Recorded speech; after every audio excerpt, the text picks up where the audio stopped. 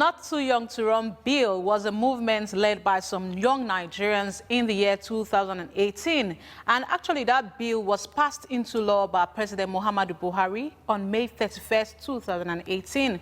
The bill saw the reduction of some ages into elective offices in government and actually improved the participation of youths in government. This is you.gov, all about you and the government. I am Itohan Olomu-agbodo. Thanks for joining us. You're welcome back. If you just joined us, this is you.gov, and it's all about government functions and citizens' corresponding obligations. That is you and the government. According to the Independent National Electoral Commission, INEC, the registered voters, youths actually constituted 51% of registered voters in the just concluded elections. That should be a plus. That should be an increase in youth participation in government, which we want to see this day and age in Nigeria. So I have a youth leader who is standing by to talk to us about youth involvement in politics. He is Damasus Onoha. Let's take a listen.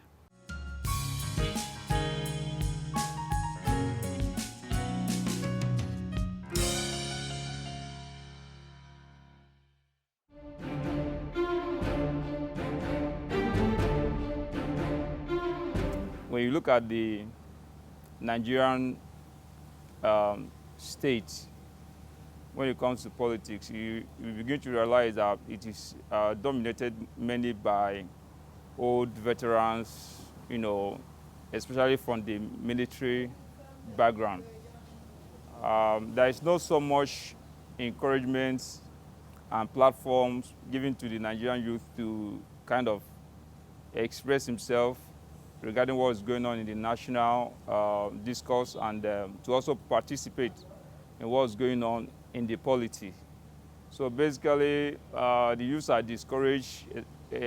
Also, when you look at the issue of money politics played, even the recently signed Not Too Young to Run bill, you know, when you look at that properly, you begin to understand that the law itself actually died prematurely, in the sense that the motive behind that law cannot be realized when you look at the nature of politics we play in the country, whereby it's all about how much you have and how much you can distribute.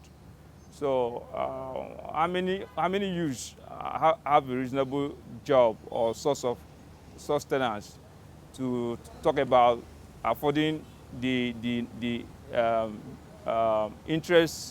interest form for APC? The last time we checked was about 45 million naira. Then that of PDP, I think it was about 12 million naira. So how many youths are on a salary scale of, say, 70 to 100,000 naira to afford that kind of money? That means it will take you a lifetime to accumulate. So basically, the politics played in Nigeria does not encourage nor give room to the Nigerian youth to participate. And seeing it from that perspective, the Nigerian youth seems to be shut out of what is going on, and they are discouraged, they are harassed, you know. They are more like indifferent about what is going on in the Nigerian politics, and it's so sad, but that's the reality we have today.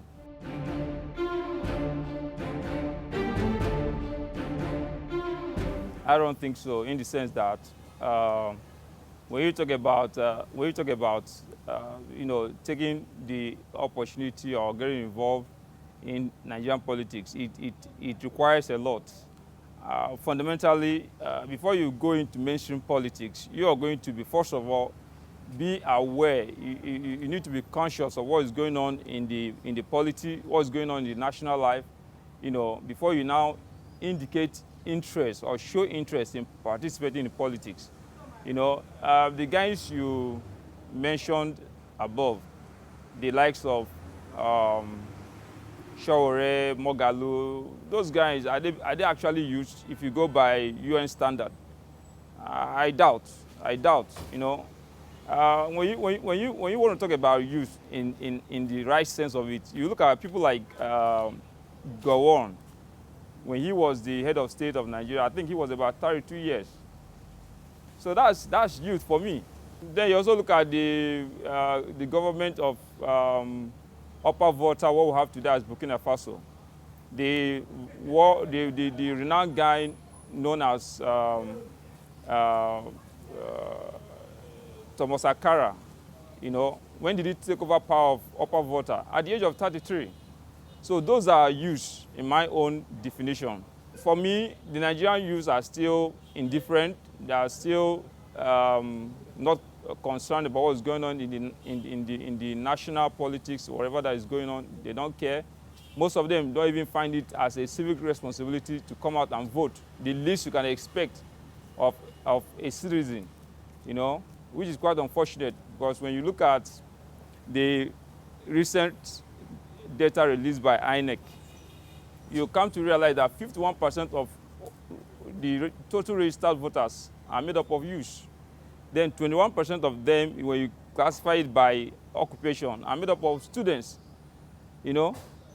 So when you look at this huge percentage of voters not getting involved in what is going on in national life, is quite pathetic, and I do not think that the Nigerian youth is ready, to go into mainstream politics. The likes of Moghalu and Showore are not a perfect example for that kind of discussion. Damasus Onuoha has been talking passionately about youth involvement in politics, especially in the just concluded elections. We'll take a quick break and we'll go back to that interview. Stay with us.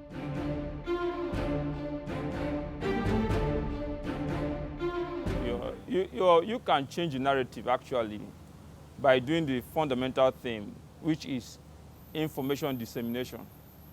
Getting these youth to know exactly what's going on, how their indifference or political apathy is affecting the nation and them in particular.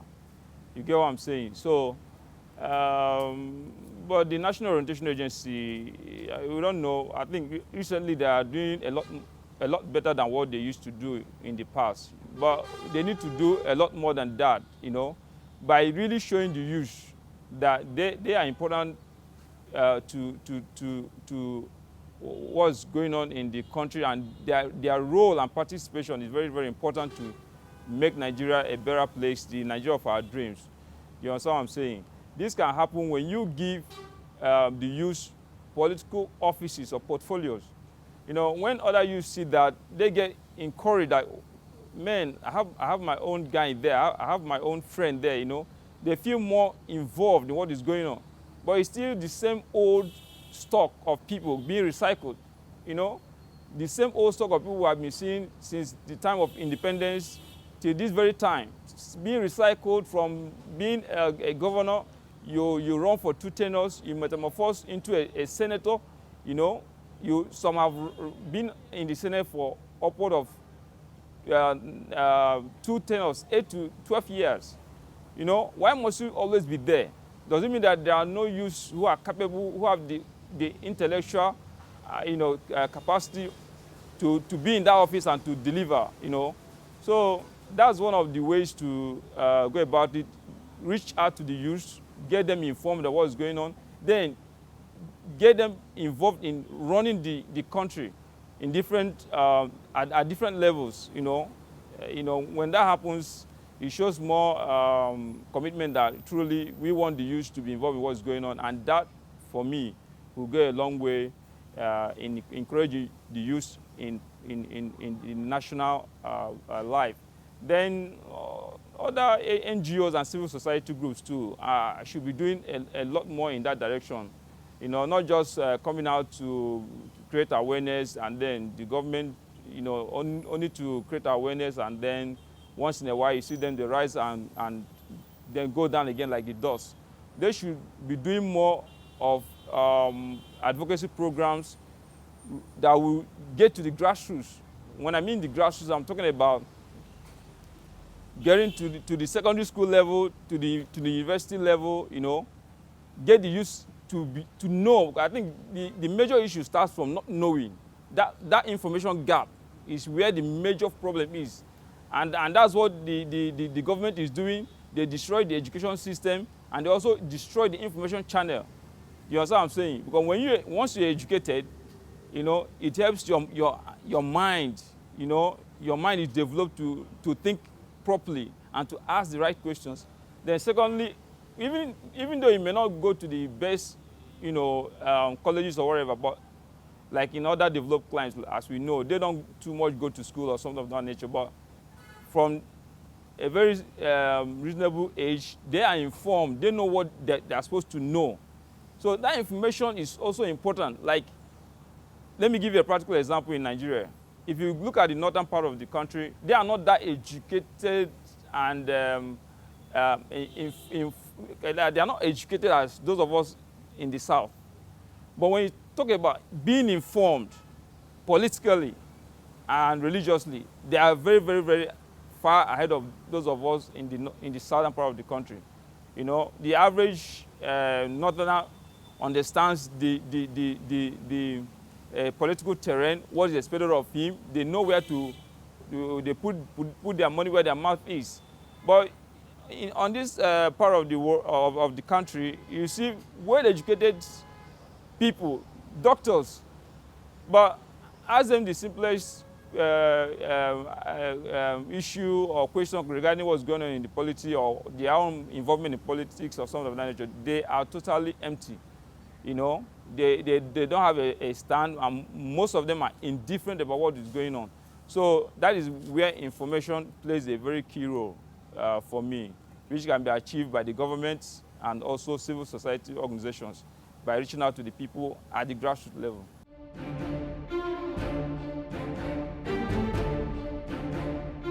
Okay, well, as far as we are concerned, they say you don't pour a new wine into old skin. You understand what I'm saying? We need a new breed of people to be at the helm of affairs to start with. You understand what I'm saying? So these guys, most of them are analog in their thinking and they are aware of approaching issues. You understand what I'm saying? So we need youths who are educated, who are passionate, who are enlightened and exposed, local and globally, you understand, to run the affairs of this country. So I don't know, I don't have so much confidence in this set of people who are recycling themselves. I don't expect any miracle or any magic from them, So talking about a certain agenda is always, I still have this thinking that it might be the usual thing we hear, 3-point a day agenda, 7-point agenda. At the end of the day, we end up having no agenda. Nothing is achieved.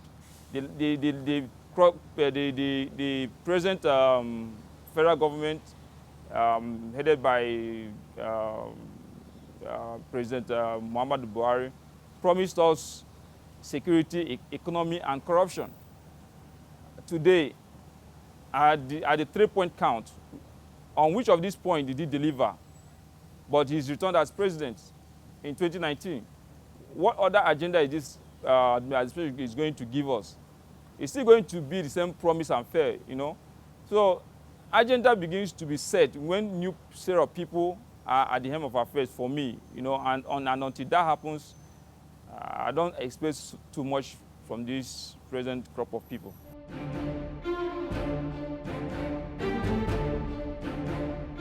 Youth want to be given the platform to be involved in what is going on in the country at different levels. The government should be sincere about their intentions, and then when that happens, we are going to definitely see the kind of change we all desire in this country. Well, it was quite an interesting episode. We had a youth leader, Damasus Onuoha, talking about youth participation in Nigeria politics. And I want to urge you to start from where you are. Go and get registered in a political party, or you can start your own party. But youths, we have to take the center stage now.